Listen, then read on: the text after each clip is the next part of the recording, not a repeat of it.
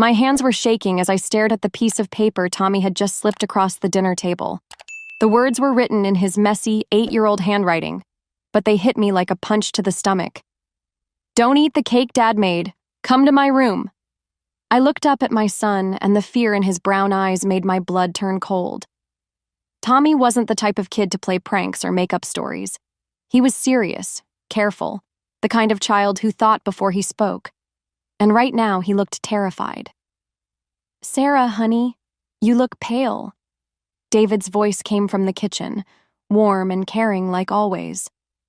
"Are you feeling all right? Maybe some cake will help boost your energy." I forced a smile and called back, "Just tired from work. I'll be right there." The beautiful chocolate cake sat in the center of our dining table like a masterpiece. 3 layers of rich, dark chocolate with perfect swirls of buttercream frosting. David had spent hours making it, humming happily in the kitchen while I dozed on the couch. I'd been so tired lately, more tired than I'd ever been in my life. "Everything okay, buddy?" I whispered to Tommy, trying to keep my voice normal. He shook his head quickly, his eyes darting toward the kitchen where we could hear David washing dishes. Tommy grabbed my hand under the table, his small fingers ice cold. "Mom, please," he mouthed silently. David walked back into the dining room, drying his hands on a kitchen towel. His smile was bright and loving, the same smile that had made me fall for him 8 months ago. The same smile I'd trusted with my heart, my home, and my son's future. "Who's ready for the best chocolate cake in the world?" he announced, picking up the cake knife. "Sarah, I made this especially for you. Extra sweet, just how you like it." But I didn't like extra sweet things. I never had. How could he not know that after all this time? "Actually," I said, standing up slowly, "I need to help Tommy with something upstairs first. We'll be right back down." David's smile flickered for just a second. "Can't it wait? The cake is perfect right now, and I worked so hard on it." There was something in his voice, something that made the hair on my arms stand up. A hint of annoyance, maybe even anger, hidden under his usual gentle tone. "Just 5 minutes," I promised, taking Tommy's hand. As we walked toward the stairs, I felt David's eyes following us. Tommy squeezed my hand tighter with each step, and by the time we reached his bedroom, my heart was pounding so hard I thought it might burst. Tommy closed his door quietly and turned to face me. Tears were streaming down his cheeks. "Mom, he's been putting stuff in your food," he whispered, his voice shaking. "I've been watching him. When you're sleeping or when you go to the bathroom, he puts white powder in your drinks and your soup." The room started spinning around me. "What are you talking about, sweetheart?" Tommy ran to his closet and pulled out his backpack. From inside, he took out a small plastic bag. Inside was a white powder and a prescription bottle with no label. "I found this in his jacket pocket yesterday," Tommy said. "And there's more stuff hidden in the garage. Mom, I think he's trying to make you sick." I stared at the bag, my mind racing. All those doctor visits, all those tests that came back normal, all those nights I'd fallen asleep right after David brought me my special bedtime tea to help with my headaches. If you think David is definitely up to something suspicious, let me know in the comments. And if you think there might be an innocent explanation for all of this, tell me what you think it could be. Your theories help me know what direction you want this story to go. "Sarah!" David's voice called from downstairs, louder now. "The cake is getting cold. Come on down." But I couldn't move, because looking at my son's terrified face and holding that bag of mysterious powder, I realized that the man I'd fallen in love with, the man I'd trusted with everything, might be slowly killing me. And if Tommy was right, tonight's cake might be my last meal. 8 months earlier, my life was completely different. I was a mess, honestly. Michael had been dead for 10 months, and I was still wearing his old t-shirts to bed and crying every time I had to make decisions about the business he'd built from nothing. The real estate company was thriving, but I felt like I was drowning in spreadsheets and client meetings and property inspections. Tommy was struggling too. He'd stopped talking about his dad, but I'd catch him sitting in Michael's old office, just staring at the family photos on the desk. My 8-year-old son was trying to be the man of the house, and it broke my heart every single day. That Tuesday morning at Morrison's grocery store changed everything. I was fumbling with my wallet, trying to pay for coffee and pastries for a client meeting, when someone bumped into me from behind. My hot coffee went flying, splashing all over my white blouse and favorite jacket. "Oh my God, I'm so sorry." The voice was deep, genuinely upset. I wasn't watching where I was going. I turned around, ready to be annoyed, but stopped short. The man standing there was tall, with kind brown eyes and the most apologetic expression I'd ever seen. He was holding his own coffee cup and looking at me like he'd just ruined my entire life. "It's okay," I said, even though my jacket was definitely not okay. "No, it's not okay at all," he insisted. "Please, let me buy you a new coffee and maybe breakfast. It's the least I can do." I should have said no. I should have just taken my groceries and left. But there was something about his smile that made me feel warm for the first time in months. "I'm David," he said, extending his hand. "David Chen. And I promise I'm not usually this clumsy." "Sarah," I replied, shaking his hand. His grip was firm but gentle. "Sarah Mitchell." Something flickered in his eyes when I said my last name, but it happened so fast I thought I'd imagined it. We ended up at the little cafe next to the grocery store. David insisted on paying for dry cleaning my jacket and bought me the most expensive coffee on the menu. He asked about my work, and when I mentioned the real estate business, he seemed genuinely interested. "That must be incredibly stressful, especially running it on your own," he said, stirring sugar into his coffee. "How did you know I run it alone?" I asked. He paused for just a second. "You mentioned earlier that you were rushing to a client meeting. Most people who work for someone else don't stress about being late the same way business owners do." It made sense, but something about the way he said it felt rehearsed. "I'm a substitute teacher," he told me. "High school chemistry and biology. It's not glamorous, but I love working with kids." We talked for over an hour. He told me about growing up in Portland, moving here 2 years ago for a fresh start after some difficult times. He was vague about the details, but I understood difficult times. He asked about Tommy, and his face lit up when I showed him pictures. "He looks like a smart kid," David said. "I bet he misses having a father figure around." The comment made me uncomfortable, but his tone was so caring that I pushed the feeling away. Over the next few weeks, David seemed to show up everywhere: at the coffee shop where I grabbed my morning latte, at Tommy's school when I was picking him up, at the park where we went on weekends. Each time he acted surprised to see me, but his smile was always ready. "What are the chances?" he'd say, laughing. "We must be meant to keep running into each other." Our first official date was at Romano's, the nicest Italian restaurant in town. David had made reservations weeks in advance, he said, but his original plans had fallen through. Would I like to join him instead of letting the table go to waste?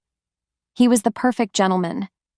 He opened doors, pulled out my chair, and listened to everything I said like it was the most important thing in the world. When I mentioned how hard it was to manage the business alone, he nodded sympathetically. "You shouldn't have to carry all that weight by yourself," he said. "Michael sounds like he was an amazing man, but I'm sure he wouldn't want you to struggle." I'd never told him Michael's name. "I mentioned my husband's name?" I asked. David smiled smoothly. "Of course you did, Sarah, when we were talking about Tommy missing his father. Don't you remember?" I didn't remember, but lately my memory had been foggy. Stress, probably. 3 months into our relationship, David brought up the idea that would change everything. We were sitting on my back porch, watching Tommy play with his soccer ball in the yard. The sun was setting, painting the sky in beautiful orange and pink colors, and I felt more at peace than I had since Michael died. "Sarah," David said, reaching for my hand, "I've been thinking about something." "What's that?" I asked, leaning into his shoulder. "Well, you're working so hard, managing the business and taking care of Tommy all by yourself. And honestly, I hate going back to my empty apartment every night when I could be here helping you both. I pulled back to look at him. David, what are you saying? I'm saying maybe it's time I moved in, he said with that warm smile I'd grown to love. I could help with Tommy's homework, cook dinner so you don't have to worry about it after long work days. Take some of the pressure off you. My first instinct was to say it was too soon. Michael and I had dated for 2 years before we moved in together. But David wasn't Michael, and my situation was completely different now. I don't know, I said honestly. Tommy's still adjusting to having you around. Moving in might be a big step. David nodded like he understood completely. Of course, I get that. But think about it. Tommy needs a stable male figure in his life. And you, sweetheart, you're exhausting yourself trying to do everything alone. He gestured toward my son, who was now sitting in the grass, looking tired and small. Look at him, Sarah. He's carrying too much weight for an 8-year-old. He worries about you, I can see it. If I'm here more often, he can just be a kid again. The idea was tempting, I had to admit. Coming home to dinner already prepared, having someone to help with bedtime routines, not falling asleep alone every night. It all sounded wonderful. Plus, David added, I could help with some of the business expenses. My substitute teaching doesn't pay much, but every little bit helps, right? That was the moment that convinced me, not because I needed his money, but because he was offering to contribute. It showed me he was serious about building a life together, not just taking advantage of my situation. Okay, I said.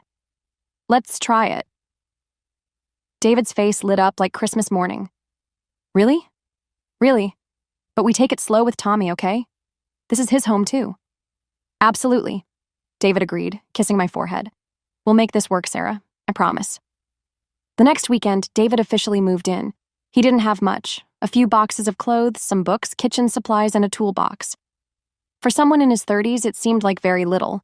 But he explained that he'd been living simply since his difficult period a few years back. I believe in fresh starts, he said as we unpacked his things. Sometimes you have to leave the past behind completely. David settled into our routine quickly. Too quickly, maybe. He took over grocery shopping, saying he enjoyed it and it gave me more time to focus on work. He started cooking dinner most nights, always asking what Tommy and I were in the mood for. You're spoiling us, I told him one evening as he served homemade lasagna. That's the point, he replied, ruffling Tommy's hair. My 2 favorite people deserve to be spoiled. But I noticed Tommy wasn't eating much lately. When I asked him about it, he just shrugged and said he wasn't very hungry. David suggested maybe Tommy was going through a growth spurt, and his appetite would come back. Kids are weird about food sometimes, David said. When I was teaching full-time, I saw it all the time. They get picky, then suddenly they're eating everything in sight. It made sense, so I didn't worry too much about it. David also started taking over other household responsibilities.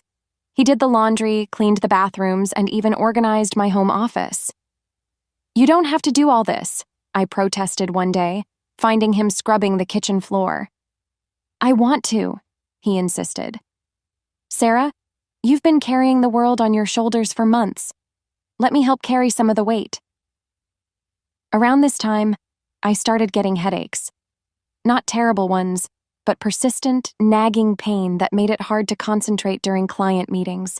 I mentioned it to David, and he immediately went to the pharmacy to get me some strong pain relievers.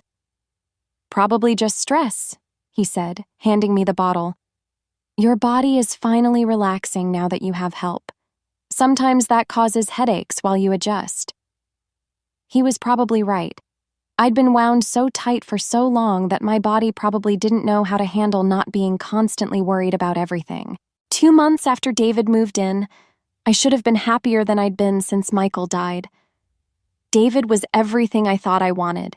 Attentive, helpful, and completely devoted to Tommy and me. But something was wrong with my body, and it was getting worse every day. The headaches came first, but then other symptoms started piling up. I was exhausted all the time, even after sleeping for 9 or 10 hours. My stomach felt queasy most mornings, and I'd lost almost 15 pounds without trying. Some days I felt so dizzy I had to sit down in the middle of client meetings. "Maybe you should see Dr. Harrison," David suggested one morning as I gripped the bathroom sink, waiting for another wave of nausea to pass. "I'm sure it's just stress," I said, though I was starting to worry myself. "Sarah, you're pale as a ghost," David said, his voice full of concern. "And you barely ate any of the soup I made last night. Let me drive you to the doctor today." Dr. Harrison had been our family physician for years. He'd delivered Tommy, treated Michael's occasional back problems, and helped me through the worst of my grief after the accident. If anyone could figure out what was wrong with me, it would be him. "Well, your blood pressure is a little low," Dr. Harrison said after examining me thoroughly. "And you've definitely lost weight since your last visit. Tell me about your symptoms." I listed everything: the headaches, fatigue, nausea, dizziness, and the strange metallic taste in my mouth that had started a few weeks ago. "Any major life changes recently?" he asked. "My boyfriend moved in about 2 months ago," I said. "But that's been really positive. He's been taking care of everything so I can focus on work." Dr. Harrison nodded and ordered blood tests. "Let's see what these tell us. In the meantime, I want you to take it easy. Maybe cut back on work hours if you can." The blood tests came back mostly normal, except for slightly elevated liver enzymes. Dr. Harrison said it could be stress-related or maybe a mild virus that was taking a long time to clear up. Sometimes grief can manifest in physical symptoms months or even years later, he explained. "Your body has been through a lot of trauma. Try to get more rest, eat regular meals, and let's recheck these levels in a month." David was wonderful through all of this. He insisted on coming to every appointment, taking detailed notes about everything Dr. Harrison said. He'd ask intelligent questions about my medication options and treatment plans. "You don't have to do all this," I told him after one particularly long appointment. "Of course I do," he said, squeezing my hand. "You'd do the same for me. We're a team now, Sarah." At home, David became even more attentive. He'd bring me herbal tea every morning and evening, saying the antioxidants would help boost my immune system. He made special soups and smoothies, claiming they were packed with vitamins and minerals my body needed. "My grandmother swore by this recipe," he'd say, bringing me a steaming mug of something that tasted bitter despite the honey he added. "It'll help you get your strength back." But I wasn't getting stronger. If anything, I was getting worse. There were days when I could barely concentrate during important business meetings. I'd forget clients' names, lose track of conversations, and sometimes feel so confused I couldn't remember which properties I was supposed to show. "Maybe you should consider taking a step back from the business," David suggested one evening as I struggled to review contracts at the kitchen table. "Just temporarily, until you feel better." "I can't do that," I said, rubbing my temples. "The business is everything Michael and I built together. It's Tommy's future." "And what good is Tommy's future if something happens to you?" David asked gently. "Sarah, you're pushing yourself too hard. Maybe I could help more with the administrative stuff. I'm good with numbers and paperwork." The idea terrified me, but David was making sense. I was making mistakes, missing important details, and probably hurting the business more than helping it in my current condition. "Just the paperwork," I said finally. "Nothing involving client relationships or major decisions." "Of course," David agreed immediately. "Whatever you're comfortable with. I just want to help." That night, I fell asleep on the couch while David was cleaning up dinner dishes. When I woke up the next morning, I was in my bed with no memory of how I got there. David said he'd carried me upstairs after I'd fallen into such a deep sleep he couldn't wake me. "You were exhausted, sweetheart," he said, bringing me my morning tea. "Your body is telling you to rest." But even with more rest, I kept getting sicker. The first time Tommy saw something he shouldn't have, he wasn't even looking for it. He was just playing hide-and-seek with his friend Jake from next door, and he'd found the perfect hiding spot in our garage behind the old Christmas decorations. That's when he spotted David doing something strange. Tommy told me about it weeks later, after everything came out, but at the time, he was too scared and confused to say anything. He watched David through a crack between two storage boxes as David pulled out a small notebook and wrote something down. Then David opened a plastic bag and carefully measured white powder onto a tiny spoon. My 8-year-old son didn't understand what he was seeing, but he knew it looked wrong. David kept checking over his shoulder like he was worried someone might catch him. Then he folded the powder into a piece of paper and put it in his pocket. Tommy stayed hidden until David left the garage. Then he snuck out and ran back into the house. But he couldn't stop thinking about what he'd seen. Over the next few days, Tommy started watching David more carefully. He noticed that David always insisted on making my morning coffee and evening tea. He saw David stirring things into my soup when he thought no one was looking. And Tommy started to put the pieces together in the way that only children can, without overthinking, just trusting what his eyes were telling him. The day Tommy found David's hiding spot changed everything for both of us. I was at work, showing a house to potential buyers, when Tommy got home from school. David was supposed to pick him up, but Tommy's teacher had let him walk home with friends instead. David didn't know Tommy was in the house. Tommy went to the garage to get his bike, and that's when he decided to investigate the corner where he'd seen David acting suspicious. Behind a stack of old paint cans, Tommy found a small cardboard box. Inside the box was David's notebook. Tommy couldn't read all the words. Some were too big for a second grader, but he could read enough. He saw my name written over and over again. He saw dates and numbers. He saw words like weak and sick and tired.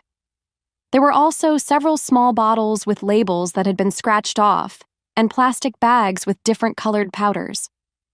Tommy took one of the bottles and one of the plastic bags and hid them in his backpack. Then he carefully put everything else back exactly how he'd found it. That night, Tommy tried to tell me what he'd discovered, but I was having one of my bad days. My head was pounding and I felt so nauseous I could barely sit up straight. When Tommy tried to show me the bottle he'd taken, I barely glanced at it. "Not now, sweetheart," I said, closing my eyes. "Mommy doesn't feel good." David appeared with my evening tea as he always did. "What's wrong, buddy?" he asked Tommy with his usual friendly smile. Tommy quickly shoved the bottle back into his backpack. "Nothing," he mumbled. But David's eyes had gotten sharp, and Tommy noticed. From that night on, David started paying much more attention to Tommy's comings and goings.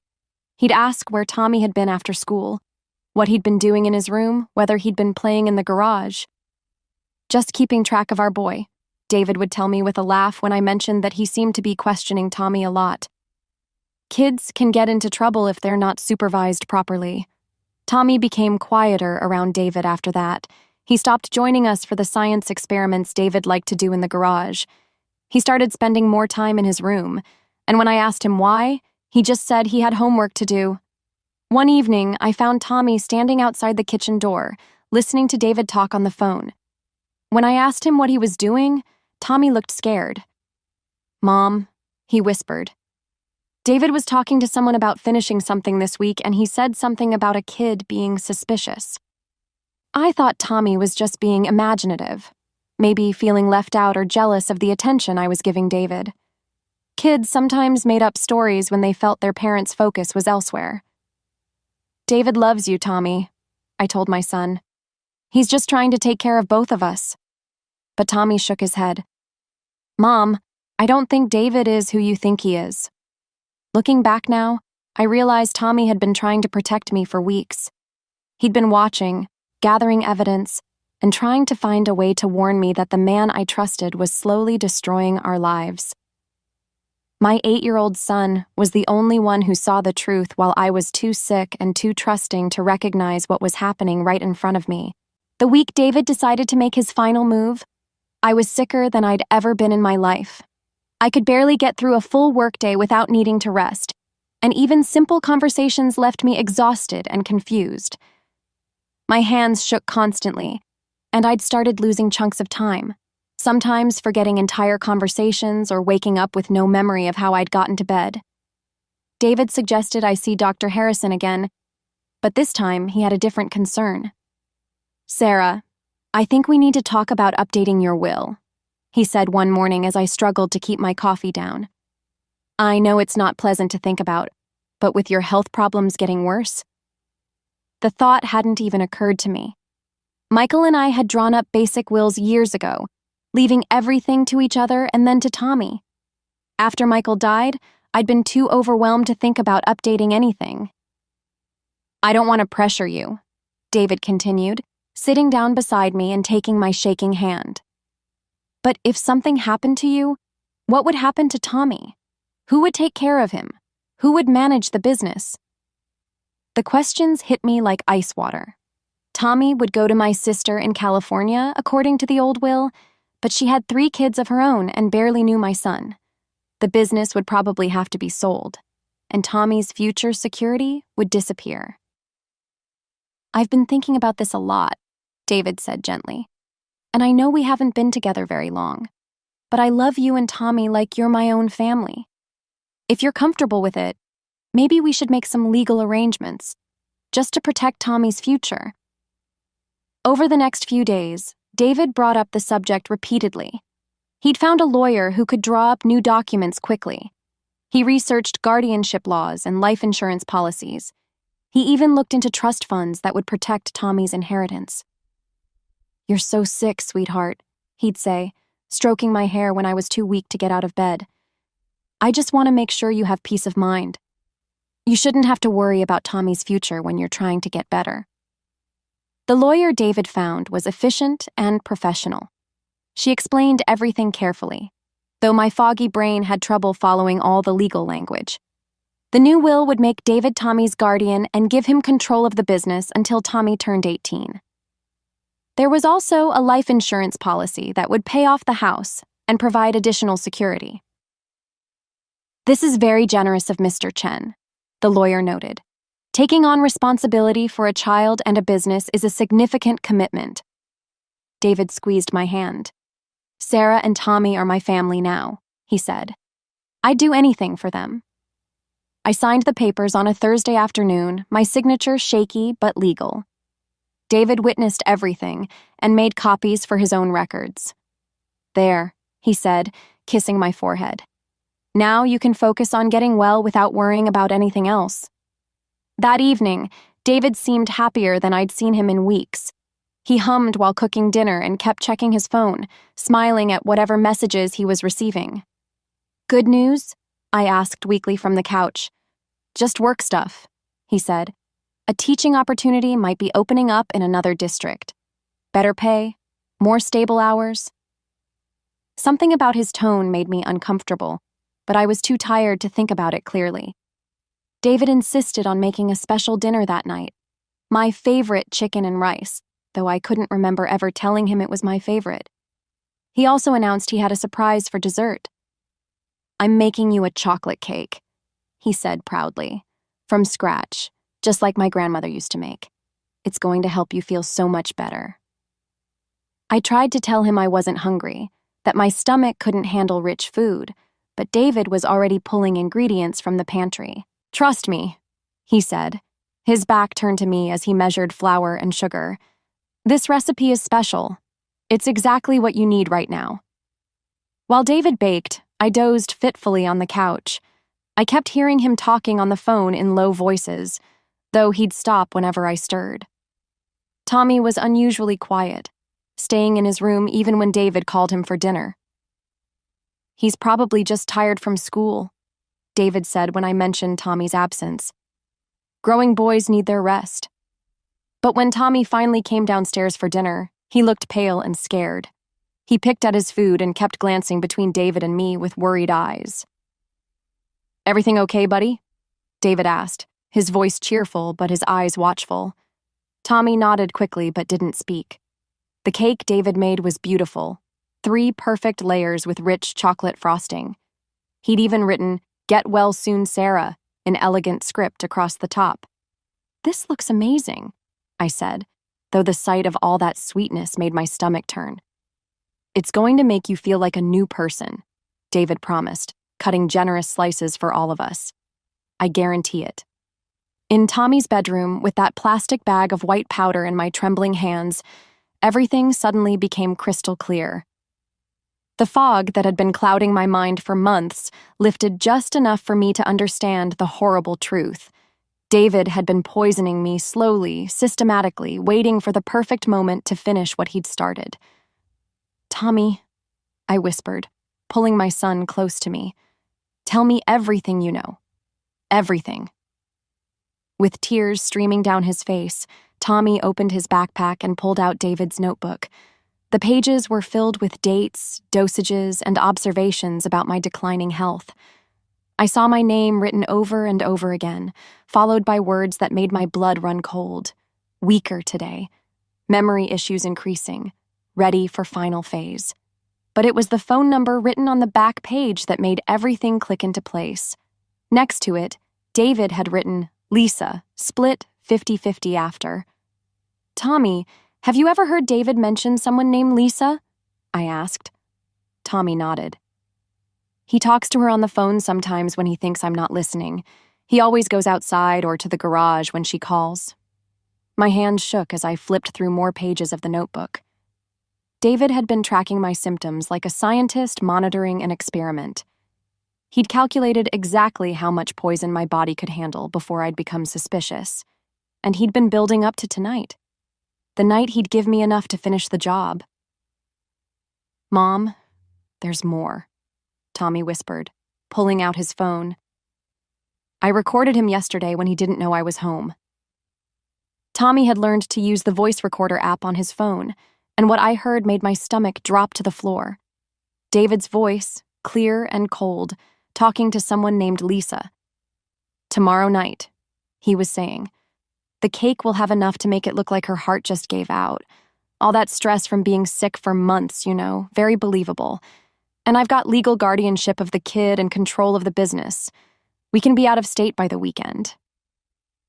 Lisa's voice was harder to hear, but I caught enough. "What about the boy? He's been watching you." "Kids don't make reliable witnesses," David replied with a laugh that chilled me to the bone. "And once his mother is gone, he'll have no choice but to accept me as his guardian. A few months in therapy to deal with his grief, and he'll forget he ever suspected anything." The recording continued with David and Lisa making plans to sell my business, liquidate my assets, and disappear to start a new life together.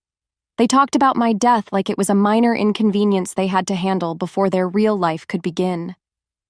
"Sarah," David's voice called from downstairs, much louder now.